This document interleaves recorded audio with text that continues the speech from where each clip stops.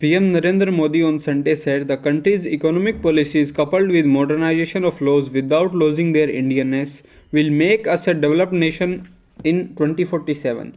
Addressing Supreme Court's 75th anniversary celebrations, Modi said, "In the changing global order, the world is looking up to India and its faith in India is increasing.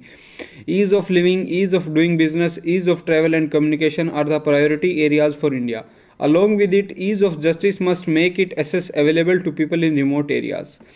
Terming 2047 as the target year, the PM said every institution, organization, executive and legislature are working in the direction of turning India into a developed country.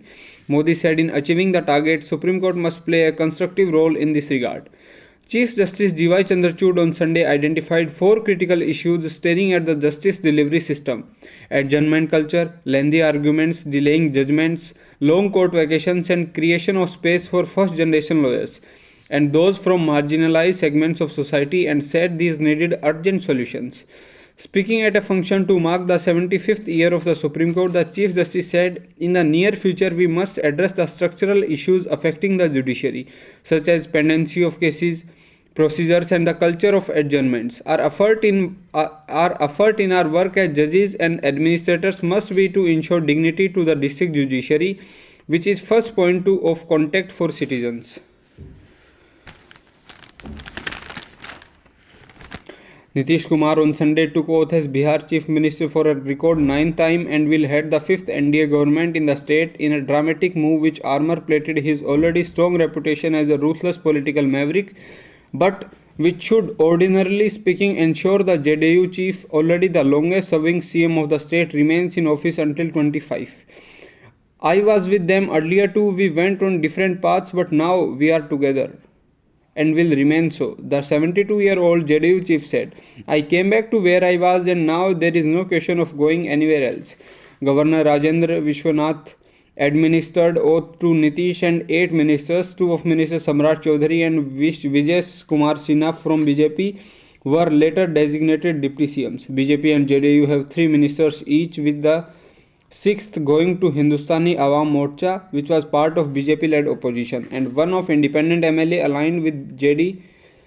The CM said the cabinet would be expanded soon. Both Nitish and BJP have taken care to give proper caste representation, setting the stage for the coming Lok Sabha elections.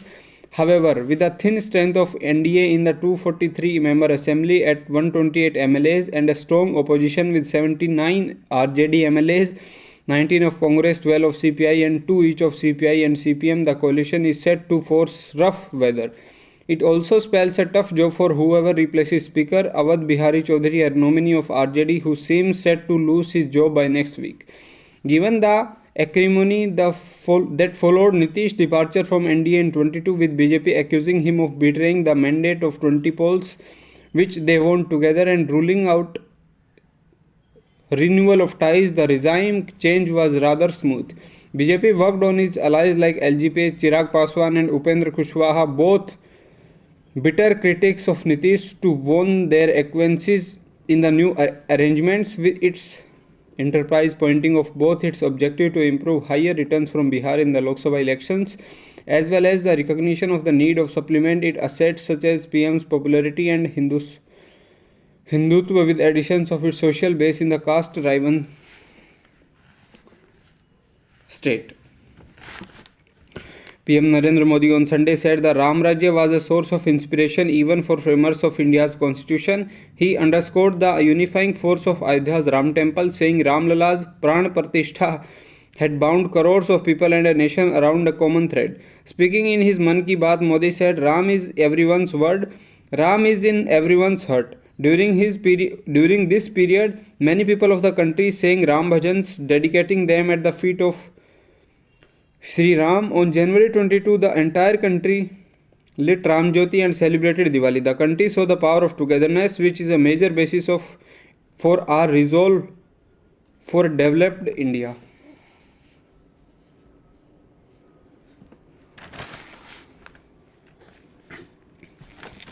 Despite the claim by the opposition bloc that the exit of the unreliable Nitish Kumar was no loss at all, there was a little the anti-BJP camp could to assuaged concerns that it had heavily undercut attempts to mount a national alternative to BJP.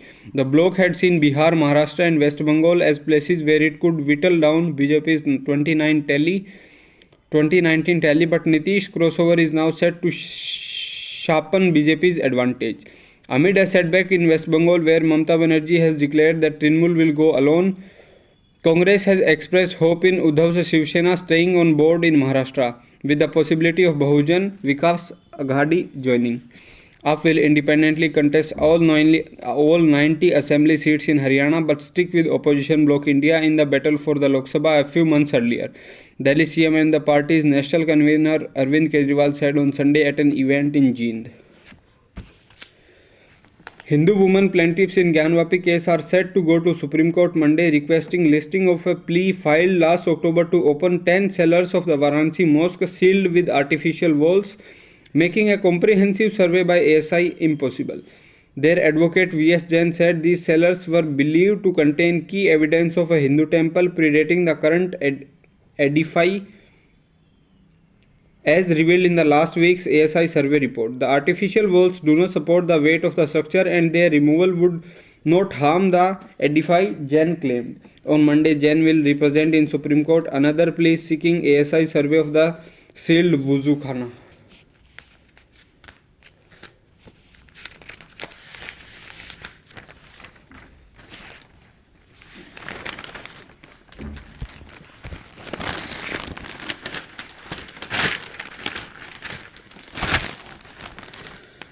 Isolated parts of Delhi recorded cold day conditions on Sunday. The city may receive very light rain or thunder showers on Wednesday and Thursday. Cold day conditions were observed at the ridge where the maximum temperature dipped to 16 degrees Celsius, 5 notches below normal.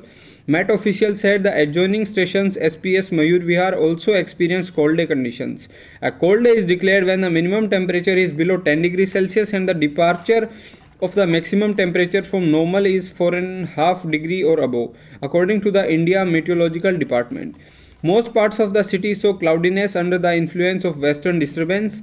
Safdarjung, which is the city's base station, recorded a maximum temperature of 18 degrees Celsius, 3 notches below normal. It was 5 degrees lower than Saturday's maximum temperature when the sun came out. The day temperature at Palam, Lodi Road and Ayanagar were reported to be 18, 17 and 90 degrees Celsius respectively.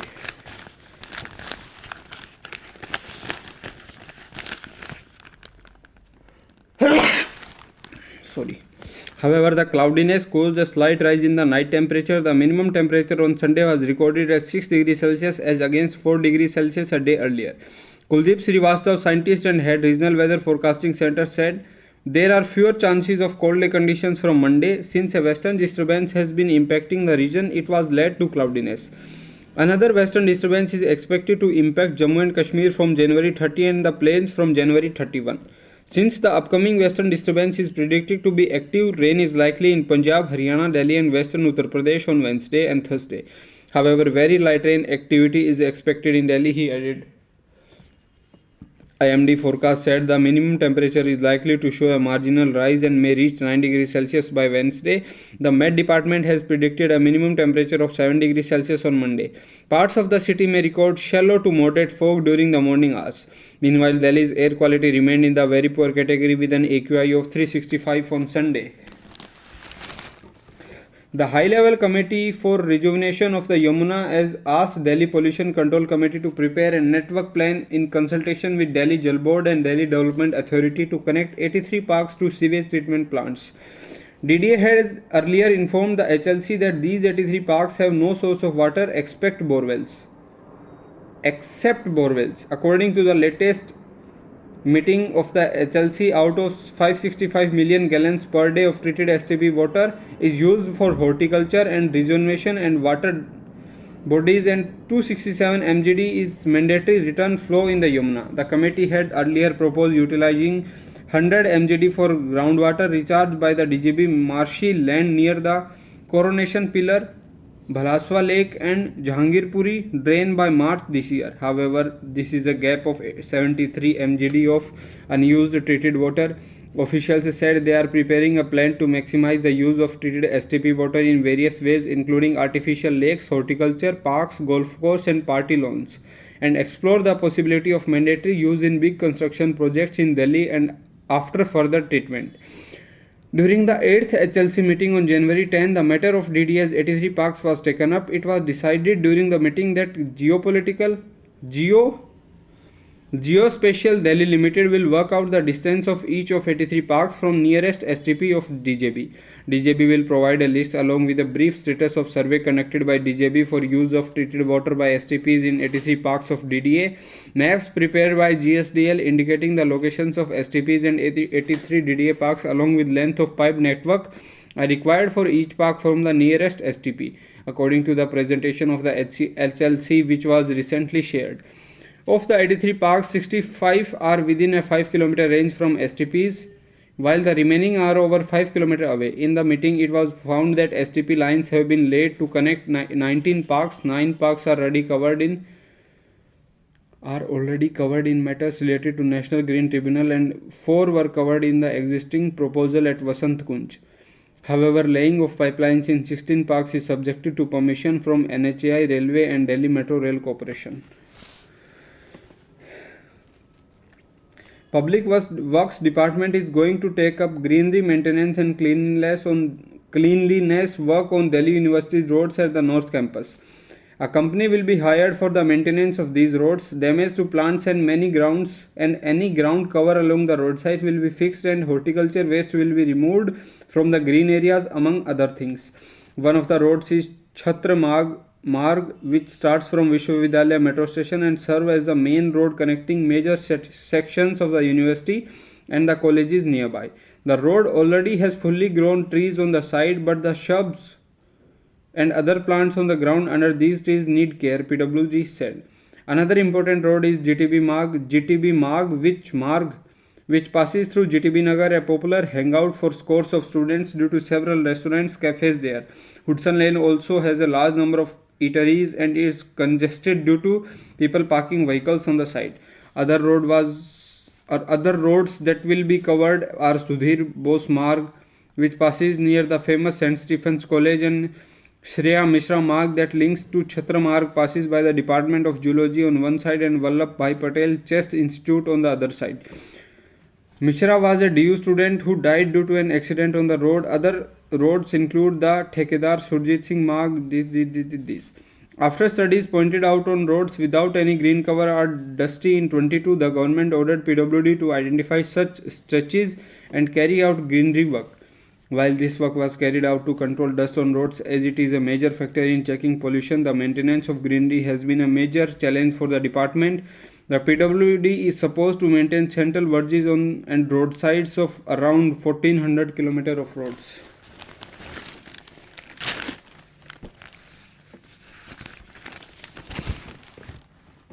Priyadarshini Rajay Sindhya, an active campaign of art, craft and music of Madhya Pradesh, said art and craft in India is in the DNA of India. It thrives in our homes and our lives. We are just to pay little attention to it, she said, going on to do an extensive tour of the Art of India exhibition along with other eminent guests such as Deepika Jindal, creative director, and MD JSL Lifestyle, who spoke about her journey into art collecting. As for AOI's own journey, Pramath Sinha, director of the Times of India, noted that with just 2 editions, the Art of India has earned its place on the country's art calendar. This year, we are showing over 400 masterpieces from the best artistic voices in India, he said while giving the vote of thanks. Besides the wonderful talent Pandey wants visitors to take in the sheer diversity on the display, there is modern, folk and contemporary, ceramic and textiles, painting and sculpture, photography to digital. We are breaking all the silos, said the curator of the show, which will be on at the Visual Art Gallery till February 4.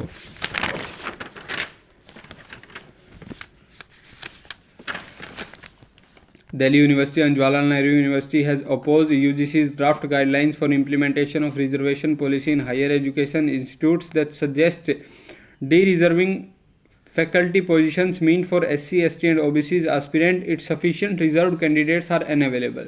The draft guidelines released in the last week of December are open to suggestion and feedback till January 28. The guidelines say a vacancy reserved for SC or ST or OBC cannot be filled by a candidate other than an SC or ST or OBC candidate. As the case may be, however, a reserved vacancy may be declared unreserved by following the procedure of dereservation, whereafter it can be filled as an unreserved vacancy. It adds that in rare and exceptional cases when a vacancy in a Group A service cannot be allowed to remain vacant in public interest, the university concerned may prepare a proposal for dereservation of vacancy giving following information. The draft rules have not been withdrawn yet. On Sunday, Jawaharlal Nehru University Vice Chancellor Shantisri D. Pandit in written statement said, "As VC JNU, I want to reiterate to all stakeholders that no post in JNU have been dereserved. We have got very good candidates under the reserved category." Her statement highlighted that Supreme Court had expressed the same sentiment. UGC Chairman M. Jagdish Kumar said on Sunday that there has been no dereservation of reserved category positions in central educational institutions in the past, and there will be none in the future. The Ministry of Education affirmed this, stating that the 2090 Act on Reservation in Central Institutions prohibits dereservation. JNU Student Union wants to burn an effigy of Kumar on Monday. Vikas Gupta, the Registrar of Delhi University, said, "Dereservation is not permitted. Sufficient candidates are available for recruitment from SC, ST and OBC category. Hence, DU will not dereserve any post belonging to the above categories."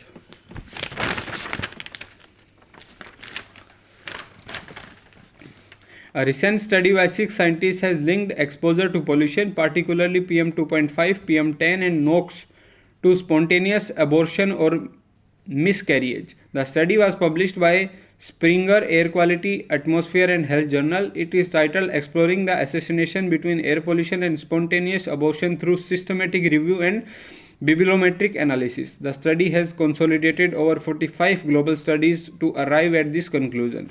The scientists suggested that more region-specific studies could be conducted in this regard and pointed out the high pollution levels in Delhi.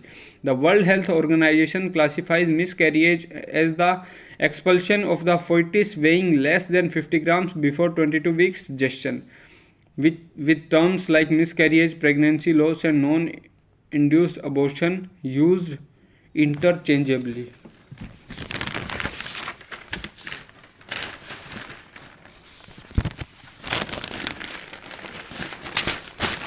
Senior Maharashtra Minister Chhagan Bhujbal, who has been opposing the government's decision to give reservation to Marathas under the existing OBC quota, on Sunday said his fight for the communities in the OBC category would continue whether he found support or not. I have been fighting this cause over the past 35 years and would continue to do so, even single-handedly if needed, OBC leader said. He, however, claimed that there were like-minded politicians in all parties and some would help him directly while others covertly. Bhujbal asserted that a sentiment of everything is now lost has been brewing within the OBC communities, especially since government has earlier vowed that it would not seek OBC route for Maratha reservation. On the allegation that he has caused a rift between Marathas and OBCs, he said, "I am fighting for every existence of 374 different communities that are at bottom of social development pyramid in the OBC category and not for the community who claims backwardness have been rejected by Supreme Court."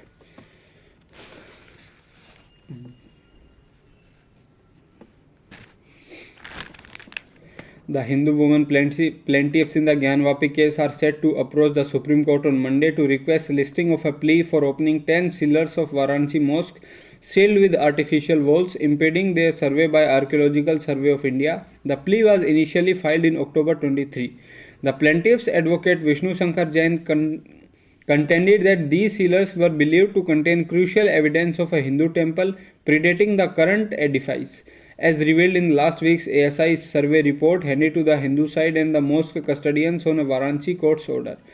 In our special leave petition, we have requested court to instruct ASI to conduct a scientific investigation using modern techniques in all sealers and the southern and northern sides. The ASI must also be directed to carry out repair after opening the artificial walls within the sealers, Jain said on Sunday. Citing the plea, Jain specified that there were five sealers each on the north and south sides, most of them obstructed by artificial walls.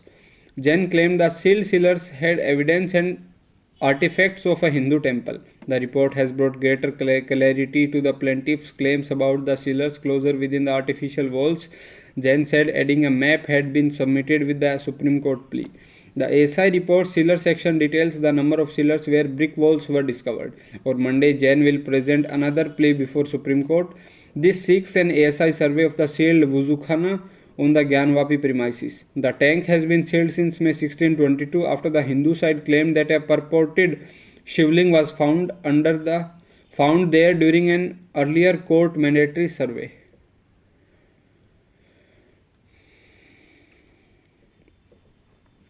Fresh snowfall on Sunday brought cheer to tourists and local alike in Gulmarg as Chilai Kala, a 40-day harsh winter period, gripped Kashmir.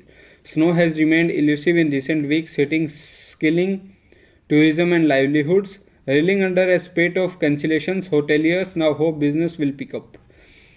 Dissenting voices have emerged within in Maharashtra government as well as BJP over the draft notification giving a blanket Kumbhi certificate to Maratha community to claim reservation in education and jobs. Union Minister Narayan Dane on Sunday issued a statement saying he was not in favor of the decision as it overlooks the historical status of Marathas and actually devalues their status. It also encroaches upon OBC and could lead to unrest in society, Rani said. OBC leader from BJP Pankaj Munde, while congratulating the Marathas, demanded a white paper on Kumbhi certificates issued in the last 10 years. Today, the impression is that it is the victory of the Maratha reservation movement. I congratulate Jaranj and others, but the notification calls the objections till February 16. Until then, the procedure is not completed. I have been saying the Marathas must give a reservation that will stand, for which my best wishes are with them. Pointing out the Kumbhi certificates have been obtained by people in eastern Vidarbha and western Maharashtra and not these in Marathwada, she said. Had they also taken it, the situation would not have arisen today. They need these certificates for future generation, and this is the blow of OBCs. The bitterness between the two communities must be brought to an end.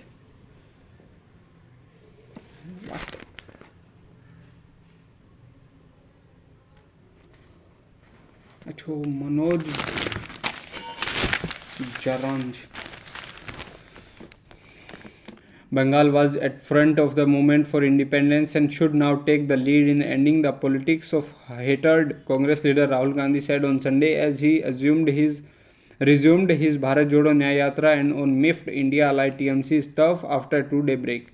If you don't rise to the occasion, people will never forgive you, he told a crowd in North Bengal's Siliguri from an open-top vehicle. The Wayanad MP has planned to march through the streets of Siliguri and Jalpaiguri, but the siege of the crowd at both places stopped him from stepping out of his vehicle. Scheduled to reach Jalpaiguri at 2 p.m., Rahul Gandhi was almost an hour late.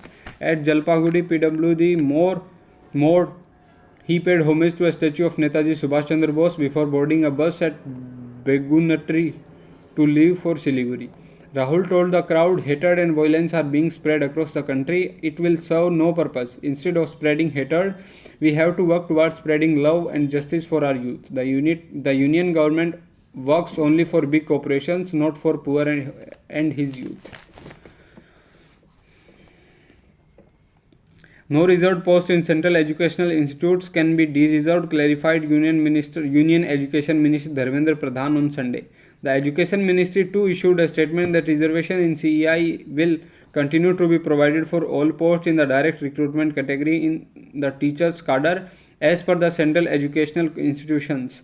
UGC's draft guidelines for implementation of reservation policy of Government of India in Higher Education Institute, which is in public domain to seek feedback on stakeholders, drew criticism for its clause.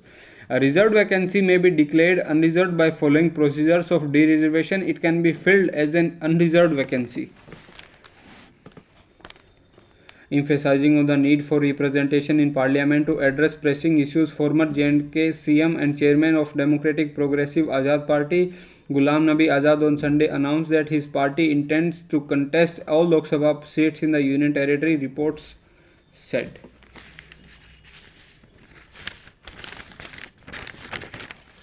Amidst intense political churning unfolding in Bihar, negotiations regarding seat distribution with India bloc in UP for the upcoming Lok Sabha polls elections appear to be far from reaching a resolution. Sources in Jain Chaudhary-led Rashtriya Lok Dal said the party has sought an increase in the share from the recently allocated 7 seats by alliance partner Samajwadi Party.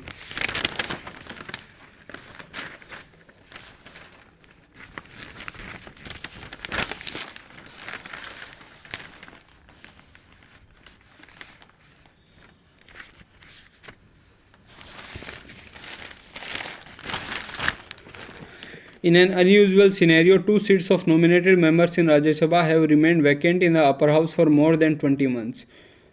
Though it did not have any ramification on legislative works, the vacancy in the upper house for such a long period is surprising when the government could not easily pick up 2 suitable candidates to fill the slot. 12 members having special knowledge or practical experience in literature, science, art and society service are nominated in the category in Rajya Sabha but present on advice of central government. 7 Rajya Sabha seats under nominated category had fallen vacant in April-May 22. 5 of them got filled within 4 months after President nominated P.T. Usha, D.V. Hegde, V. Vijendra. This in July and Gulab Ali in September 22, but 2 seats have continued to remain vacant since May 22. Nominated members enjoy all past privileges and immunities available to an elected member of parliament. They take part in the proceedings of upper house as any other member. They are not entitled to vote in the election of President of India, but in the election of Vice President of India, they have a right to vote. A nominated member can join a political party within 6 months. 5 of 10 current nominated MPs have joined BJP. 12 fell passes with flying colors, stars light up night.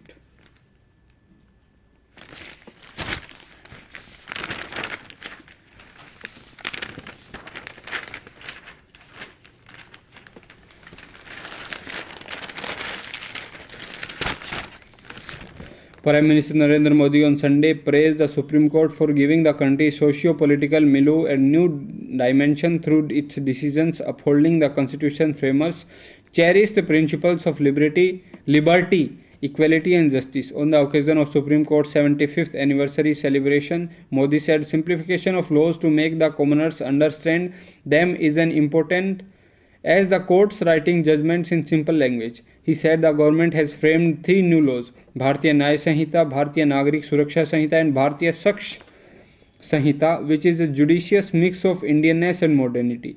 With these 3 new laws, the legal, policing and investigation system are entering a new phase.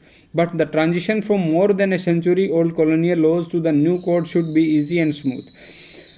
Government has begun training its officials on its provisions of these 3 laws. Supreme Court must take the lead in training judicial officers on these laws, he said. The PM praised the wholesome infusion of technology in the justice delivery system under the leadership of CJI D.Y. Chandrachud.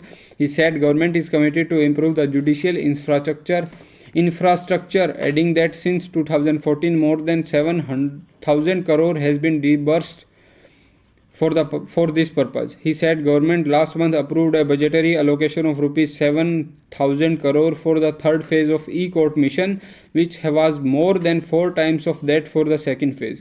Modi said he was aware of the difficulties faced by lawyers, litigants and judges because of space constraints in the 67-year-old Supreme Court building and announced that government last week has approved rupees 800 crore for its expansion project. The PM, who was flanked by CJI D.Y. Chandrachud and Justice Sanjeev Khanna, however, indirectly hinted at how the Central Vista project, which included the new parliament building, was embroiled in litigations from Delhi High Court to Supreme Court. In February 20, High Court's Justice Rajiv Shakdhar had asked DDA to approach the court for marking the changes in Delhi master plan to clear the project. A month later, a division bench of the High Court stayed justice order. Later, Supreme Court transferred all cases to itself. On January 5, 21, a 3-judge bench of Supreme Court by 2-1 majority had cleared the project.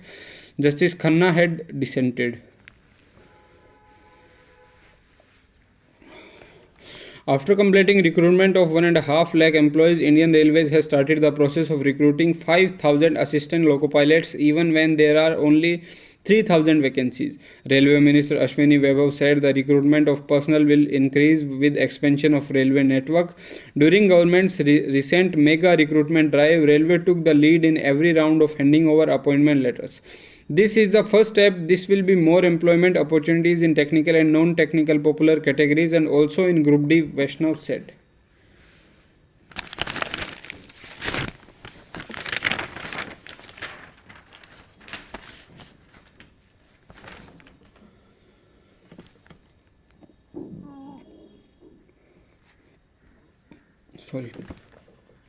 UN officials implored countries to reconsider a pause in funding for the UN Agency for Palestinians on Sunday, vowing that any staff found to be involved in Hamas attack on Israel would be punished and warning that aid for some 2 million people in Gaza was at stake.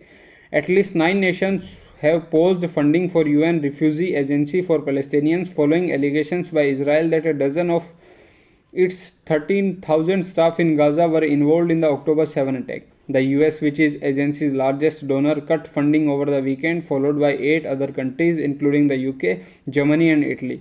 Together, the 9 nations provided nearly 60% of UNRWA budget in 22. On Sunday, the French Foreign Ministry announced that France has not planned a new payment to fund UNRWA in the first quarter of 24, but would decide when the time comes what action to take in conjunction with UN and its main donors. France called the allegations exceptionally serious. However, Norway and Ireland said they would continue funding.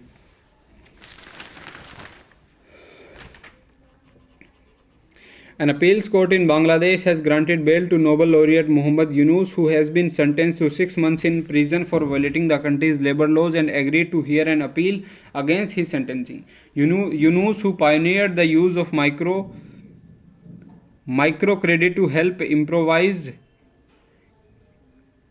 impoverished people, filed the appeal seeking bail Sunday morning before it was granted. He was awarded the Nobel Peace Prize for his work in 2006. The 83-year-old economist and 3 other officials of the telecommunications company were sentenced to 6 months in prison on January 1, but they were immediately granted 30 days of bail to appeal the verdict and sentence.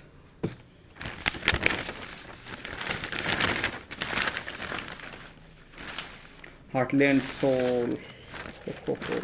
The first test between India and England saw fortunes fluctuate widely and the hunter became the hunted. The hosts will rue their prolificacy with the ball on the last 2 days though.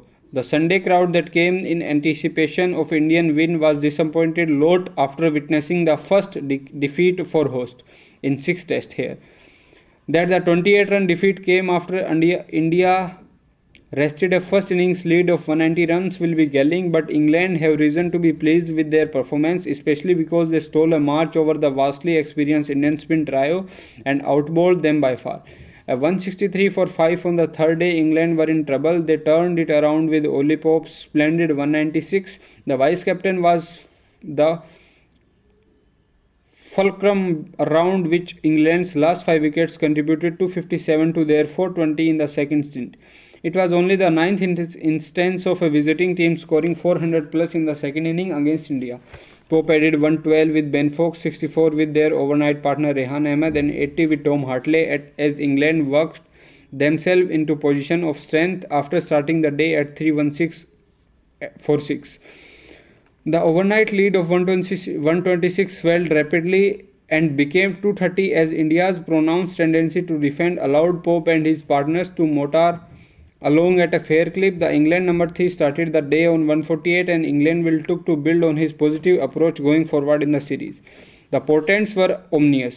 India needed 231 to win and debutant left-arm spinner Tom Hartley made the most of a 4th-day trek for excellent returns of 7 for 62, the best figure for an England spinner on test debut since 1945, to dismiss India for 202 and put England 1-0 up in the 5-test series.